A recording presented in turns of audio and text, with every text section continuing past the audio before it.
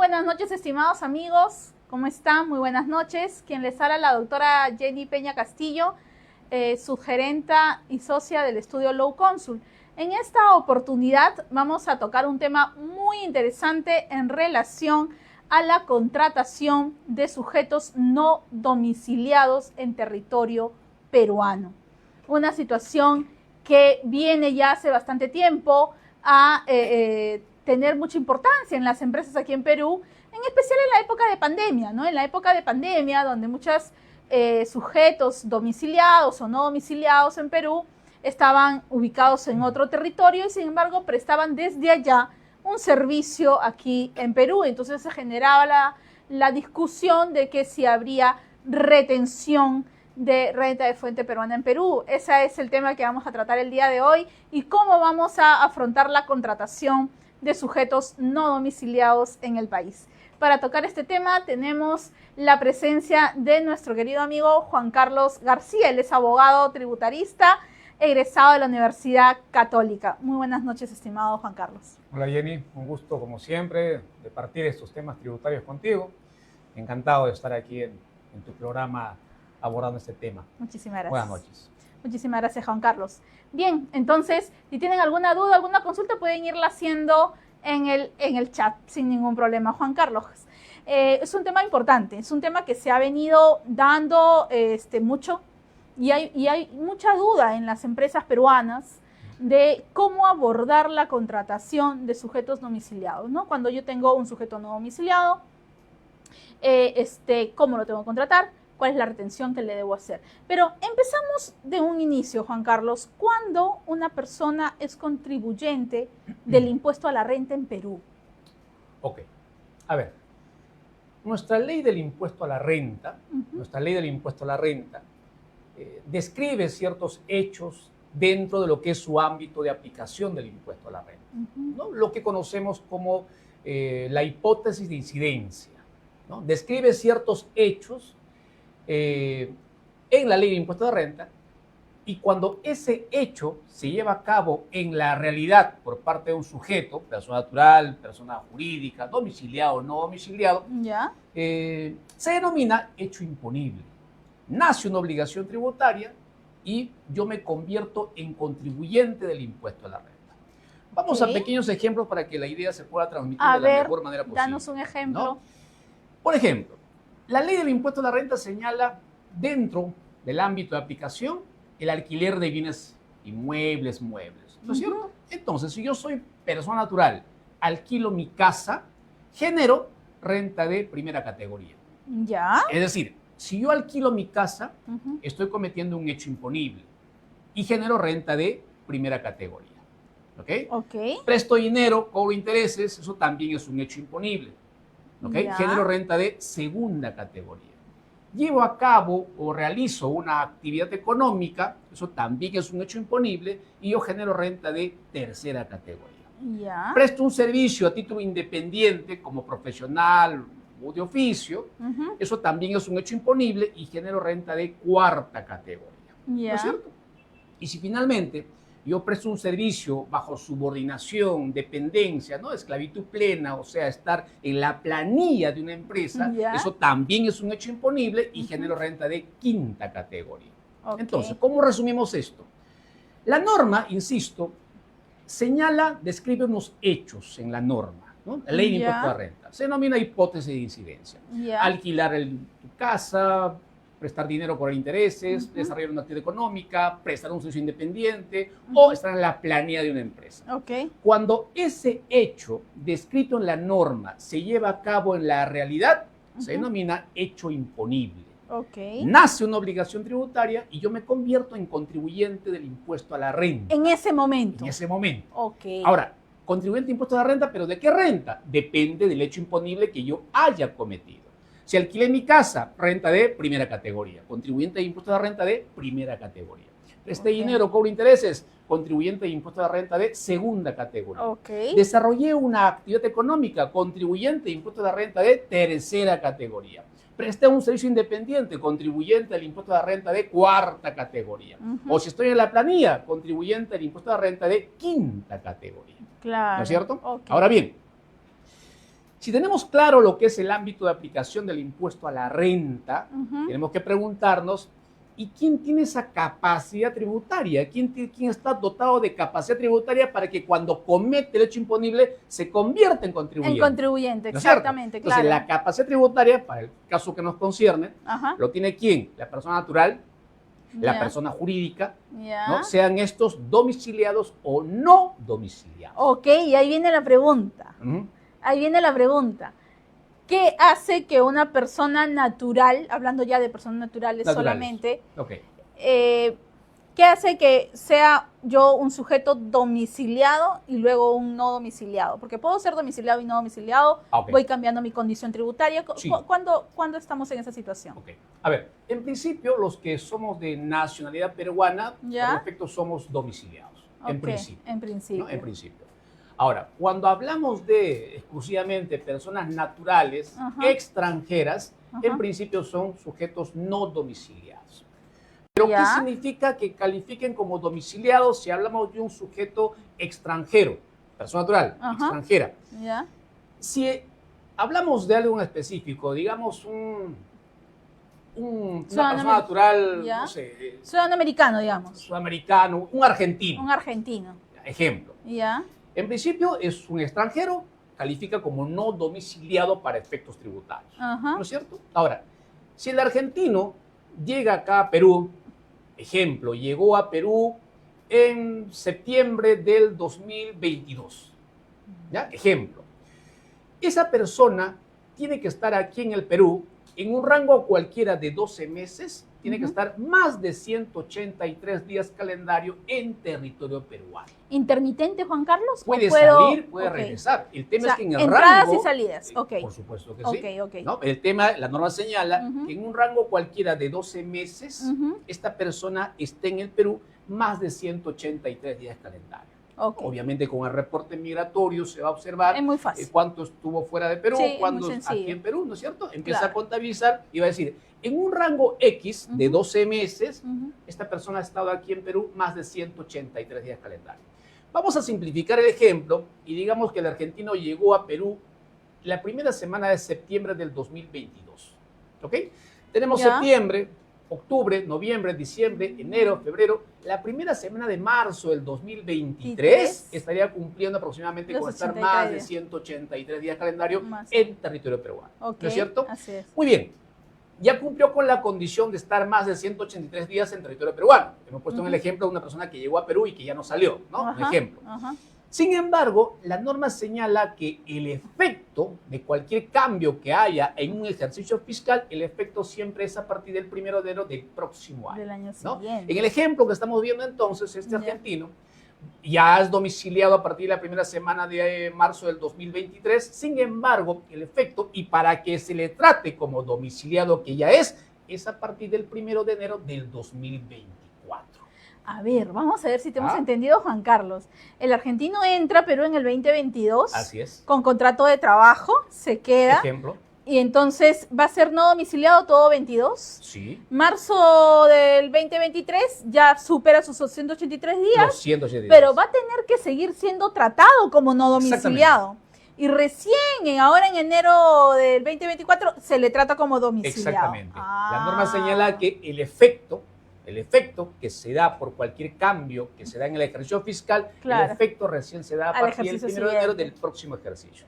En el ejemplo, este señor argentino se le va a tratar como domiciliado que ya es a partir del 1 de enero del 2024. ¿No caramba. Entonces, así consigue la condición de domiciliado un extranjero. Y lo que hay que aclarar acá es que el error que cometen muchas veces los empresarios es pensar que alguien es extranjero y automáticamente piensa que es no domiciliado.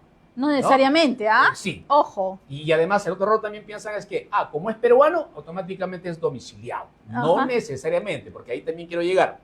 Cuando tengamos ya la condición de domiciliado, sea yo persona natural peruano de nacionalidad o sea un extranjero que ya alcanzó la condición de domiciliado, hay que tener presente que existen dos situaciones por las cuales se puede perder la condición de domiciliado, ¿no? ¿Cuáles son? La primera, el caso de personas naturales, ¿no? Claro. La primera es que cuando yo siendo domiciliado, Ajá. adquiero residencia en otro país y salgo del país, automáticamente pierdo la condición de domiciliado. No necesito esperar los 183 días. No, Ok. no. Ahí inclusive el efecto es inmediato. Ahí no está la regla general que hay que esperar al 1 de enero del próximo año. No hay, ¿no? Si yo adquiero residencia en otro país y salgo del país, automáticamente pierdo la condición de domiciliado. ¿Okay? Y el otro supuesto en que también se va a perder la condición de domiciliado, seas persona peruana o extranjero, pero que eres domiciliado, la otra situación en que vas a perder la condición de domiciliado es cuando te ausentes del país más de 183 días calendario. Si tú te ausentas del país más de 183 días calendario, vas a perder la condición de domiciliado. Juan Carlos, y en ese escenario sí tiene que ser una salida del país permanente, ¿no? No necesariamente. O también es entrada y salida. Claro, entrada y salida porque el tema es que te ausentes finalmente en este periodo. En este periodo de 12 meses, exactamente, digamos. Más de 183 días y entonces vas a nuevamente tener la condición de no domiciliado nuevamente. Pero ahí sí seguimos aplicando la regla general que el efecto, ¿no? El efecto siempre es a partir del 1 de enero del próximo del ejercicio siguiente. Sí. Entonces, resumiendo aquí la figura, para efectos tributarios, es importantísimo saber quién es domiciliado y quién es no domiciliado. ¿Por qué? Porque cuando hablamos del ámbito de aplicación del impuesto a la renta, ¿no? Aunque el domiciliado y no domiciliado cometan el mismo hecho imponible, por ejemplo, locador de servicio, ¿no? Renta de cuarto, por ejemplo, o están en la planilla, Así ¿ya? es. Domiciliado y no domiciliado. Sin embargo, la forma de tributar es distinta. Por decirlo de alguna manera, el domiciliado tributa de la manera A y el no domiciliado tributa de la manera B, a pesar que estén cometiendo el mismo hecho imponible. A ver, porque también tengo casos de peruanos, y ya hemos dicho que no tiene nada que ver con el ser domiciliado, no, pero tengo casos de peruanos no domiciliados. Perfectamente puede darse ese caso. Este peruano no domiciliado, su condición tributaria es esa, no domiciliado, entonces no podría aplicarle la regla normal, vamos a decir así, de un domiciliado. Exactamente. Tendría que aplicarle la regla que está en la norma para no domiciliados. Exactamente, y ese es el error que se comete también bastante con los empresarios. Dicen, pero es peruano, ¿no? Y si es peruano, es domiciliado. No necesariamente. La nacionalidad no tiene que ver necesariamente con la condición de domiciliado. No necesariamente, digamos. Hay una norma de sección, Juan Carlos, que me gustaría conversarla contigo. Por favor. En relación a qué pasa cuando el peruano, y solo pasa con el peruano, que ha perdido la condición de domiciliado, o sea, es no domiciliado, retorna al país. Ok. Esa sección que confunde al empresario, ¿no? Sí. Dice, yo tengo personal peruano que ha estado fuera, ya perdió la condición de domiciliado, pero es peruano. Pero es no domiciliado cuando retorna. Esa norma de sección. Sí. Hay una norma de sección hay ahí. un informe ya que emitió SUNAT respecto a ese tema. No tengo ahorita en este momento el número de resolución, pero ha quedado clarísimo que aun cuando sea un peruano que tiene la condición de no domiciliado y retorne al Perú, tiene que estar más de 183 días calendario aquí en Perú para que efectivamente se le trate como domiciliado. Pero eso no es lo que dice la norma. Bueno, el informe finalmente concluye eso, ¿no? Yo sé que la norma te da a entender de que si es un peruano no domiciliado que retorna al país, automáticamente ya es domiciliado. Claro, siempre y cuando se quede más de 183 días. Ok, pero ahí viene el problemón que finalmente vamos a tener, que voy a estar yo actuando como el policía, investigando que el señor no salga del territorio peruano mientras no pasen los 183 días. Porque ¿qué pasa si se va, no? ¿Qué pasa? Exactamente. ¿Qué pasa si se va y responsabilidad solidaria inclusive, ¿no? Y le retuve de manera distinta, ¿no? Claro. Ahí está, ¿no? Claro, entonces yo, por ejemplo, en ese caso particular, a mis clientes lo que le indico es, sea peruano, sea o extranjero, pero que tiene la condición de no domiciliado, aun cuando sea peruano, si retorna acá al país, espérate que sí o sí esté aquí en el Perú más de 183 días calendario. Digamos que es un tema más conservador, ¿no? Sí, un tema más conservador, porque puede que se vaya, ¿no? Sí, efectivamente. Sí, Ahora, llegando a este punto muy bonito del domiciliado y no domiciliado, vamos a resumir aquí para que el público nos pueda entender de lo que estamos hablando, ¿no? A cabalidad. Es que, punto 1, yo voy a convertirme en contribuyente del impuesto de renta en mi condición de domiciliado o no domiciliado, ¿no es cierto? Solo y solo sí cuando yo cometa un hecho imponible. ¿Qué quiere decir? Cuando yo cometo un hecho descrito en la norma como parte de lo que es el ámbito de aplicación del impuesto de la renta. ¿No? Si alquilo mi casa, me convierto en contribuyente. Presto dinero por intereses, me convierto en contribuyente. Tengo una actividad económica, me convierto en contribuyente. ¿No? Presto un servicio independiente, me convierto en contribuyente. Estoy en la planilla, me convierto en contribuyente. ¿De qué renta? De primera, de segunda, de tercera, cuarta, quinta categoría. ¿No es cierto? Ahora, esta posibilidad la tienen tanto los domiciliados y los no domiciliados. Un domiciliado, ejemplo, puede estar en la planilla de una empresa. Un no domiciliado también puede estar en la planilla de una empresa. Un domiciliado puede ser locador de un servicio. Por supuesto. Independiente. Por supuesto. Pero un no domiciliado también puede ser locador de servicio. También, sin duda. Entonces me queda claro, Juan Carlos, que tantos sujetos domiciliados o no domiciliados están cometiendo un hecho imponible y se convierten en contribuyentes. Sí, efectivamente. Pero, atención con esto, la forma de tributar es distinta. Y ahí está el principal error que cometen los empresarios. Así es. Nosotros sabemos que a nivel de sujetos domiciliados, ¿no es cierto? Si son locadores de servicio, ¿no? ¿Qué es lo que hacen? Bueno, van a SUNAT, sacan su RUC, ¿no es cierto? Y emiten recibos por honorarios electrónicos. ¿Ok? Y la norma establece que mientras el monto no sea mayor a 1.500 soles, no se le retiene nada. O si fuese un monto mayor, pueden presentar una solicitud de suspensión de retención adecuada en tanto y cuanto pues, no superen el monto anual. Los 36.050 soles anual, claro, que estábamos para el 2024, claro, ¿no es cierto? Y bueno, pero es un tratamiento que corresponde a los domiciliados. Eso no le aplica al no domiciliado. No le aplica al no domiciliado. ¿Ya? ¿No? Entonces yo he tenido clientes, por ejemplo, que me dicen, ha venido aquí un amigo venezolano, ¿no? Que es la figura bastante común en estos últimos años, ¿no es cierto? Los amigos venezolanos. Y ha venido aquí un amigo venezolano, entonces lo hemos contratado como locador de servicio, tiene un contrato, ¿no es cierto? Y lo hemos enviado a que saque su RUC en la SUNAT y nos está emitiendo recibos por honorarios electrónicos. ¿Y qué haces? Bueno, no lo retengo nada porque no supera los 1.500 soles. Y ahí está el error principal que cometen los empresarios. Craso error, ¿eh? ¿No? Claro, ¿por qué? Ahí está, señores, craso error, ¿ah? Claro, lo que acabo de indicar es respecto al tratamiento que corresponde a los sujetos domiciliados. Claro. Como locador de servicio, renta de cuarto. Claro. ¿No? Si no supera los 1.500 soles, no se le retiene nada. Claro. ¿No? Inclusive puede tramitar una suspensión de retención de cuarto. Claro. ¿Okay? Pero cuando hablamos de un sujeto no domiciliado, que perfectamente puede pactar un contrato de locación de servicio aquí en el Perú, puede ir a la SUNAT, inclusive tramitan su RUC, ¿no? Y la autorizan para emitir recibos por honorarios electrónicos. ¿Ok? Pero sin embargo, la tributación es distinta. A eso me refería cuando decía que el domiciliado tributa de la manera A y el no domiciliado tributa de la manera B. ¿No? Entonces, por ejemplo ahí, si es un no domiciliado y firma un contrato de locación de servicios, va a ir a la SUNAT, saca su RUC, ¿no es cierto? Le aceptan el trámite, ¿no? Aunque es bien discutido también el tema de obtener su RUC, ¿no? Discutido porque el inciso la norma dice F del artículo 3 del reglamento de la ley de RUC, que es la RS 210-2004, te dice que si es un no domiciliado y ya le hacen la retención en la fuente, no debería inscribirse en la RUC, te dice, ¿no? Eso es lo que te ¿no? dice, la norma. Bastante discutible eso, pero lo que sí sé que operativamente el no domiciliado va al centro de servicio de SUNAT y efectivamente tramita su RUC, ¿no? Le autorizan la emisión del recibo por correo electrónico. Ahora, ¿qué pasa ahí? El empresario dice, ciertamente es un no domiciliado, ejemplo, un amigo venezolano, ha ido a la SUNAT, sacó su RUC y aquí me está emitiendo su recibo por honorario electrónico.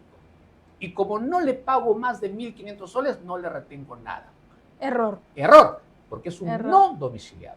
Y si hablamos de un no domiciliado, ¿cuál es la tasa? La tasa teníamos que revisar ahí el artículo 54 de la ley del impuesto a la renta, en concordancia con el 76 de la ley de impuesto a la renta, donde dice que si es renta de trabajo, el 54 dice que la tasa es el 30%. Así es. ¿No? Pero la tasa se aplica sobre la renta neta. ¿Y quién regula lo que es la renta neta? El artículo 76 de la ley del impuesto a la renta.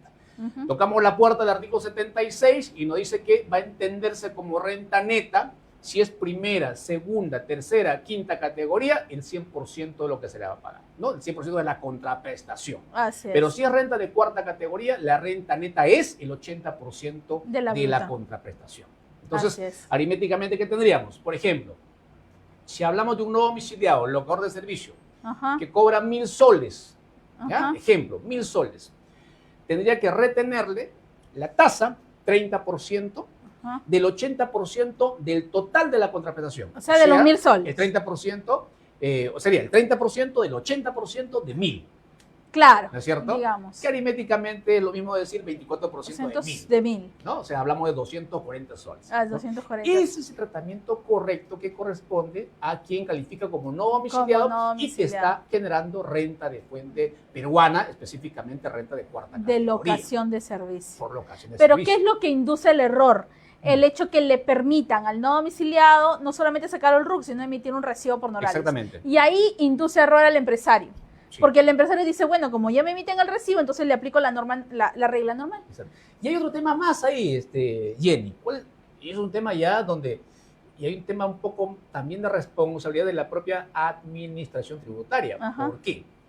Porque si bien es cierto, en base al artículo 54 y 76, específicamente para renta de cuarta, Ajá. debo retenerle yo al no domiciliado, sea el importe que sea, debo Ajá. retenerle el 30%, el 80% del total de la contratación, o dicho en otras palabras, el 24% del total, del bruto. en el bendito recibo por horario electrónico, no hay forma que se le pueda retener el 24%. Es que ahí está el tema. Solamente está el 8%. No corresponde que no domiciliado emita ese tipo de recibo por honorario. Pero tú sabes que operativamente sí emite recibo por honorario. Porque el recibo... Ahora, te cuento lo que me pasó en un caso particular de un cliente. Estábamos en un procedimiento de fisca y el auditor lo que sencillamente nos indicó es, ¿usted sabe que es un no domiciliado? Sí.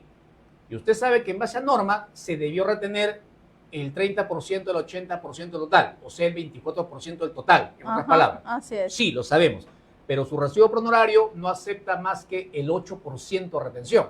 Y el auditor indicó, debieron trabajarlo con papeles de trabajo. Pero ahí se debió retener lo que faltaba para que finalmente calce con el 24% del total que se le pagaba, Sí, ¿no? Si son 1.000, tú debiste retener sí o sí 240 soles, al margen de que en el recibo por honorario, y no 80 por 1.000, soles. te acepto solamente 80, ¿no? Bueno, tema preocupante, te cuento, ¿no? Tema preocupante. Sí. Obviamente, ahí el problema lo va a tener finalmente el empresario, porque tú sabes que hay inclusive un tema de responsabilidad, ¿no? Solidaria de parte del empresario. Hay multa. Claro, SUNAT le va a tocar la puerta al empresario y le va a decir, señor, usted tenía aquí contratado a un sujeto no domiciliado que generó renta de cuarta categoría. ¿Dónde está mi retención? Va a pedirle a SUNAT, ¿no es cierto? Y el empresario le va a entregar solamente 80 soles, ¿no? Claro. ¿No? Es más, de repente algunos ni siquiera le entregan nada. ¿Por qué? Porque eran 1.000 soles, pues. Porque ellos están en la mente pensando que solamente se retiene cuando es mayor a 1.500 soles. ¿No es cierto? Así es. Entonces, el empresario o no entrega nada, pues no retuvo nada, ¿no? En su error, o en el mejor de los casos ha retenido solamente 80 soles, en el ejemplo, ¿no? Claro. Entonces, una le va a decir, señor, usted ha cometido una infracción tributaria, 177, numeral 13 del Código Tributario, por no efectuar la retención, ¿no es cierto? Así es. Y además, señor, usted me va a entregar a mí lo que no le retuvo al no domiciliado. Al no domiciliado. ¿No? Entonces, el empresario debe tener en cuenta Con que... intereses. Malos intereses que tú muy bien conoces, ¿no? Entonces, ahí lo que siempre se le aconseja al empresario es que, cuidado, cuando usted contrata un locador de servicio, ¿no? O inclusive alguien en planilla, tenga presente que los domiciliados tributan de la manera A y el no domiciliado tributan de la manera B. Es distinto. Tributan totalmente diferente. Totalmente diferente. Entonces ya estamos entendiendo el tema de que cuando tenemos a una persona que contratamos y es un no domiciliado, ya sabemos cuál es la tasa, en el caso que fuera un locador de servicio. Claro, tienes que contratarlo, tienes que hacerlo firmar un contrato de locación de servicio, pero no hay necesidad de emitir un recibo por honorarios por lo menos, porque no es domiciliado, es un no domiciliado y la tasa de retención que le corresponde, como bien ha dicho Juan Carlos, es el 24% tasa efectiva. La pregunta del millón, Juan Carlos, y que seguramente muchos empresarios se estarán preguntando, entonces, ¿con qué sustento mi gasto? En principio teníamos que hablar de, la norma también lo regula, ¿no? El 51-A del reglamento de la ley de impuesto a la renta. Así es. Donde el no domiciliado tendría que emitirme un comprobante de pago válido de acuerdo a su legislación, ¿no? De su país. Entonces, y ahí también viene un poco el problema porque dice, pero ¿yo cómo voy a saber si el documento que me emite es válido o no? ¿No? Tendré que comunicarme yo con la SUNAT de ese país, ¿no? Para validar el documento, el que haga sus veces de comprobante de pago allá en su país. Entonces ahí hay un problema, ¿no? No, ahí hay un problema operativo, ¿no? Y yo creo que también se han dado cuenta de esto y es por eso que SUNAT acepta operativamente el trámite de otorgarle un RUC a los sujetos no domiciliados, a pesar que tienen retención en la fuente, ¿no? Lo que podría, digamos, un tema operativo, pero esto es un tema meramente operativo, es, por ejemplo, si lo más común, el ciudadano venezolano, yo quiero contratar a un ciudadano venezolano, todavía él es no domiciliado o ella es no domiciliada, le hago firmar un contrato de locación de servicio, pero que me emita el recibo por honorarios, pero sin retención. Y yo, vía papel de trabajo, como dijo el auditor, le retengo el 24%. El 24%. Y el recibo me sustento. Sí, operativamente hablando, ¿no? ¿No? Digamos. Sí, ¿no? Sí. O como antes dijiste, no está bien, ya, retenle el 8%.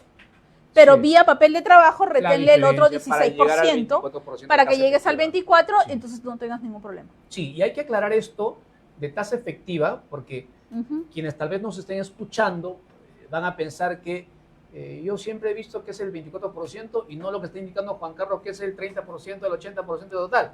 Lo que pasa es que la norma regula lo que es la tasa si es renta de trabajo, el 54%, y dice la tasa 30%. Pero la tasa se aplica sobre la renta neta. Y el 76 regula lo que es la renta neta, ¿no? Y el 76 dice, si es primera, segunda, tercera o quinta categoría lo que va a pagar según no domiciliado, la renta neta es el 100% de la contraprestación. Claro. Pero si es renta de cuarta la que está generando el no domiciliado, la renta neta es el 80% de la contraprestación. Por eso es que técnicamente hablando, la retención sería tasa 30% del 80% de la contraprestación. ¿No es cierto? Claro. Y aritméticamente hablando, y de manera coloquial, para simplificar las cosas, decimos simplemente, si es renta de cuarta la que genera el no domiciliado, o sea, un locador de servicio, ¿la retención cuánto es? El 24%. El 24% del total. Para simplificar las cosas. Más rápido, sí, digamos. Más rápido. Matemáticamente mucho. Ojo, mucho Jenny, estamos hablando de los locadores de servicio. Cosas distintas son los que están en planilla. ¿Y qué pasa con la planilla? No eso es lo que te iba a preguntar. Ojo. ¿Qué pasa si quiero contratar a un personal en planilla, a un gerente general en la planilla? La figura cambia, ¿no? Y esto me recuerda a una amiga mía que vino una vez de México, ¿no? Caramba, dio un grito al cielo cuando se dio cuenta de toda la retención que le habían efectuado en su boleta de pago, ¿no? Y sí, acá es muy alta la retención. Un pequeño detalle, ¿no? Estando en planilla, siendo no domiciliado. Vamos a un ejemplito para que el público nos pueda entender qué estoy tratando acá de transmitir. Sabemos que si tenemos a un sujeto domiciliado en planilla, ¿no es cierto? Tenemos que tener en cuenta si ingresa, no sé, pues el 1 de enero del 2024. ¿Qué hacemos? Contablemente, ¿no? Los contadores, ¿qué es lo que hacen? Multiplican su sueldo, lo multiplican por 14, ¿no es cierto? Y le restan 7 UITs. Con las dos gratificaciones. Claro. El sueldo lo multiplican por 14 y le restan 7 UITs. O sea, estamos determinando el impuesto de la renta de los que están en la planilla, quinta categoría. El sueldo multiplicado por 14 y le restamos 7 UITs. ¿Ok?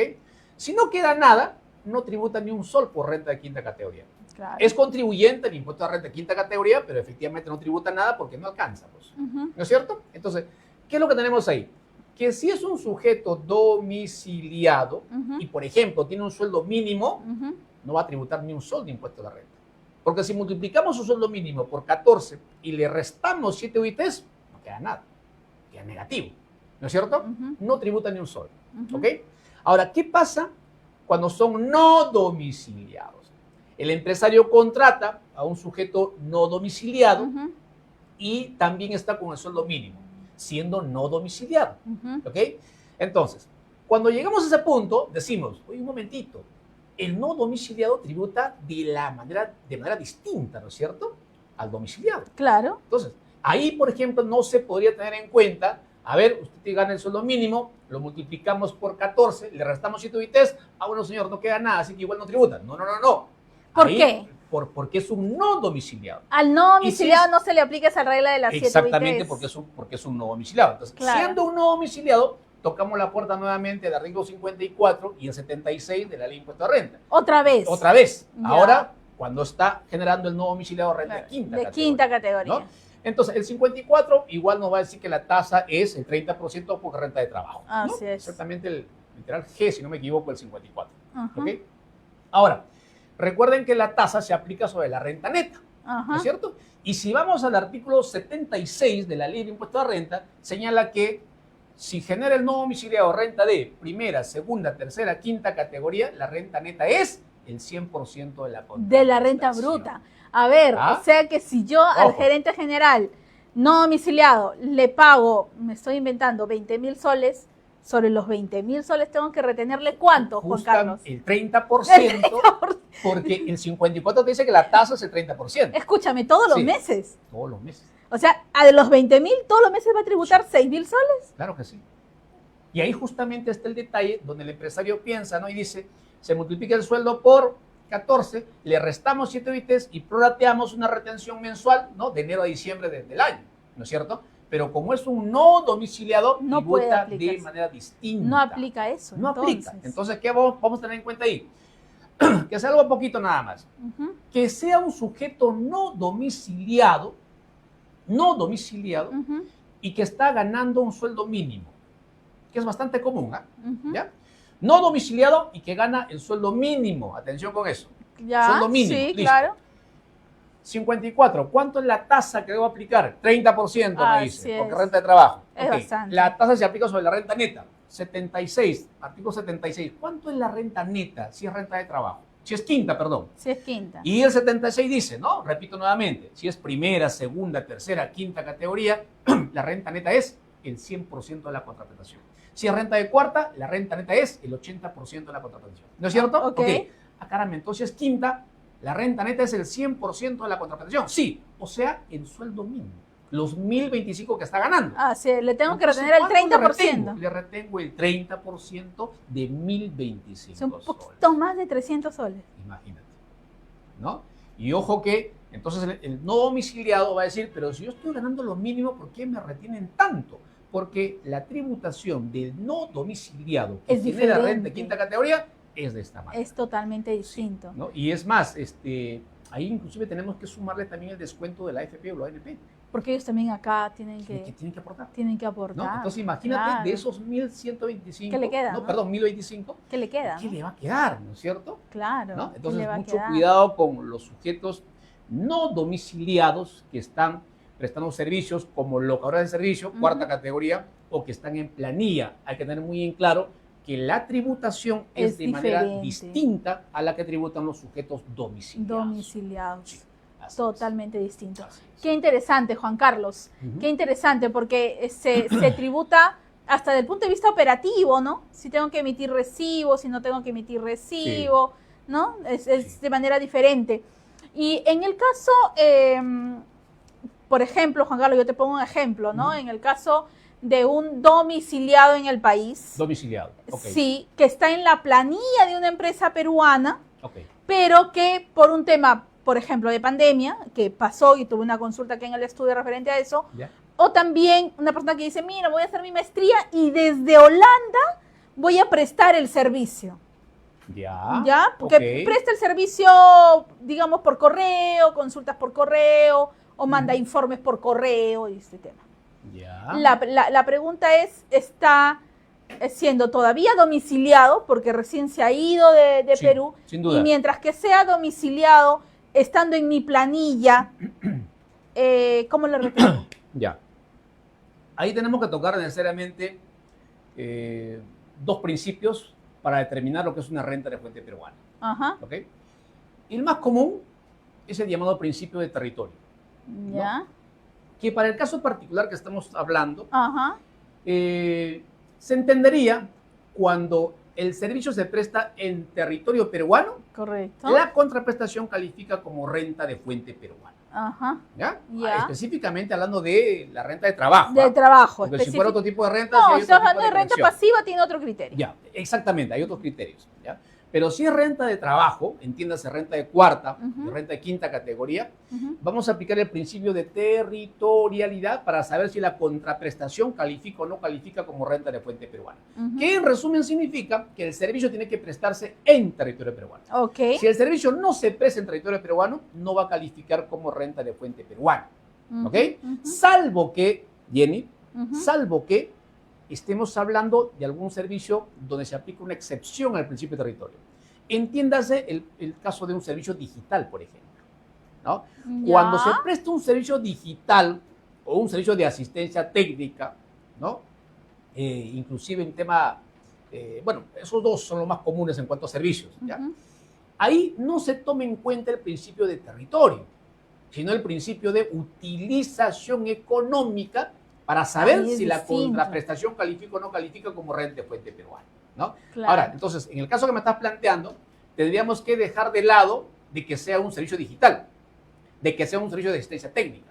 Sí, ¿no? no es. Si no es esto, entonces, y se está prestando un servicio fuera del territorio peruano, al amparo del principio de territorialidad, la contraprestación no califica como renta de fuente peruana. Y por lo tanto, yo como empresa peruana no le tendría que retener quinta categoría ni nada por el estilo. Porque no es renta de fuente peruana, ¿no? Entonces, siempre tomamos en cuenta eso, que aplicamos el impuesto a la renta, la ley, ¿no es cierto?, frente a lo que va a calificar como renta de fuente peruana. A ver, te lo digo de otra manera. Los domiciliados tributamos por nuestra renta de fuente mundial. Así es. Entiéndase mi renta de fuente peruana, que como ya lo hemos indicado, puede ser renta de primera, segunda, tercera, cuarta, quinta categoría. Y tributamos por nuestra renta de fuente mundial. ¿Qué significa esto? La renta que yo obtenga fuera del territorio peruano. Correcto. ¿No? En mi condición de domiciliado, por ejemplo, ¿no? Aquí en Perú yo genero renta de cuarta categoría. Muy bien. Yo me voy a Argentina a dictar un curso, ¿no? No sé, me pagan 50.000 soles. Ok.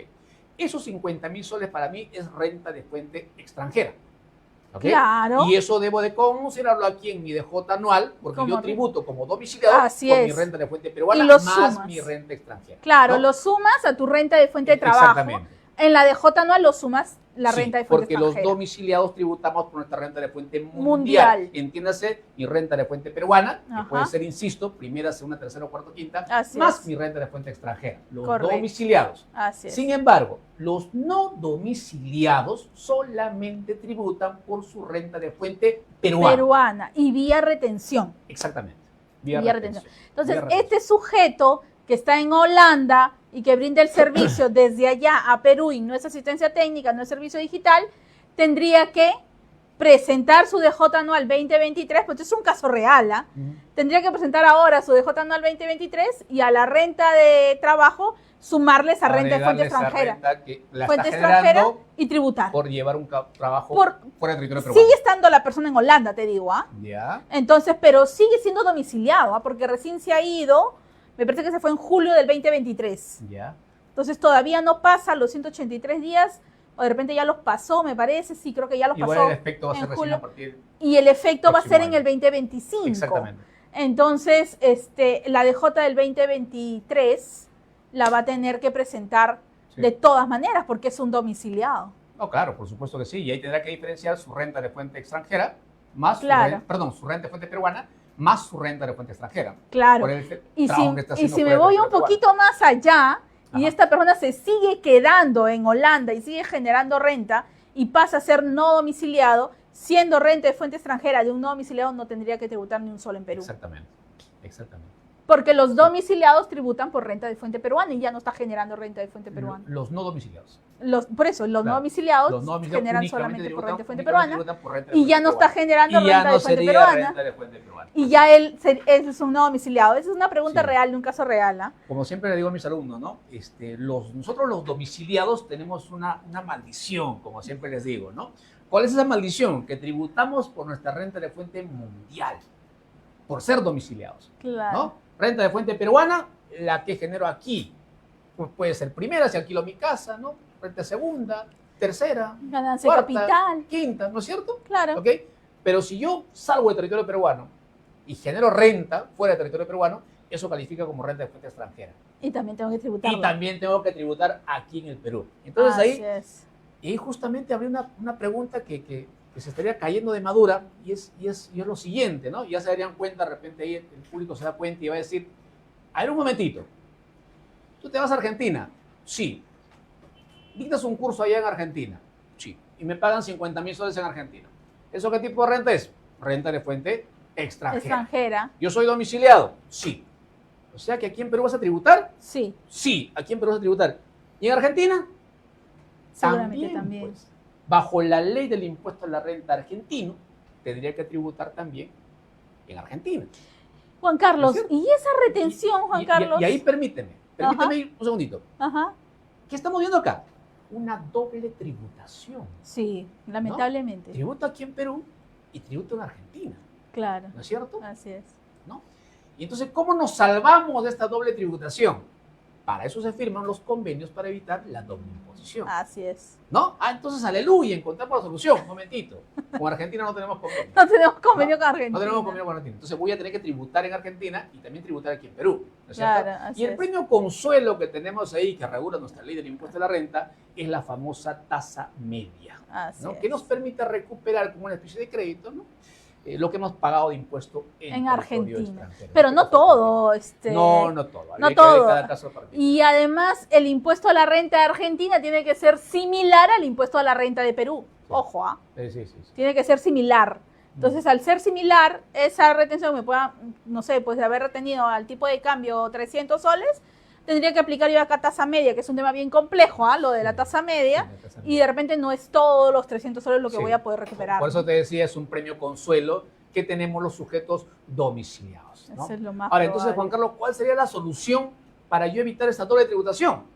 Los famosos convenios para evitar la doble imposición, ¿no? Así es. Y ahí ya tú sabes que Ya todavía estamos un poquito Atrasados. con eso, ¿no? Un Que tenemos poco, acá- convenio, 9. tenemos Tenemos la- 9 convenios. Tenemos la CAN en este momento, ¿no? Tenemos la CAN, La 578. tenemos Canadá, tenemos Brasil, claro, Chile, tenemos Japón, Japón, tenemos México, Corea, ¿no? México. ¿no? Pero Sí, Suiza. ahí evitamos la doble imposición, ¿no? Ahí evitamos Pero bueno. evitamos un poco, lo atenuamos un poquito, Sí. ¿no? Sí, porque- Pero bueno, eso ya es un tema mucho más allá, que mucho más complejo, hay que verlo en cada caso en concreto en realidad. Juan Cada Carlos, convenio. muchísimas gracias. Creo que ha Qué sido ocurrencia. bastante clara la explicación. Creo que ya saben cuáles son esos engrambamientos operativos que tienen los empresarios siempre, cuál es el problema que existe, qué tasa de retención me corresponde, qué tasa de retención no me corresponde. Y ya saben pues que las 7 UITs no le corresponde a los no domiciliados, ¿no? Entonces, el 8% tampoco. Bueno, lo podríamos resumir de otra manera. La forma en que se determina el impuesto a la renta Ajá, del domiciliado y el no domiciliado son de manera distinta. así es. Distinta, muy distinta. Muy distintas las tasas. Sí, Sí. la forma de determinar el impuesto a la renta es de manera distinta, ¿no? Es distinto. Sí, recordemos eso siempre para Así evitar es. cualquier contingencia Así cuando es. tengamos una fiscalización Una tributaria de parte de nuestros amigos de la Sí. SUNAT. SUNAT. Así Así es. es. Bien, Ujú. Juan Carlos, muchísimas gracias No, qué ocurrencia, por aquí estamos. tu explicación. Ha sido muy esclarecedor. Así que, ¿dónde te ubicamos en correo, redes sociales? Que te sigan. No, qué ocurrencia. Estamos ahí, como siempre, editando los cursos de capacitación, ¿no? A favor de varias instituciones, incluida el estudio acá de mi gran amiga Jenny. Gracias. Estamos acá al servicio. Gracias, Como Juan siempre. Carlos. Muchísimas gracias por estar acá No. con nosotros. Gracias a todas las personas que se han podido conectar con nosotros. Espero que les haya sido de mucha utilidad toda la información que hemos podido brindarles en estos pocos minutos. Ahí están todas nuestras redes sociales en la parte de abajo de la pantalla, así que pueden hacer clic, seguirnos o enviarnos un correo. A Juan Carlos también le pueden enviar un correo para cualquier duda o consulta. Muchísimas gracias y con nosotros será hasta en otra oportunidad. Gracias. Muy buenas noches. Buenas noches.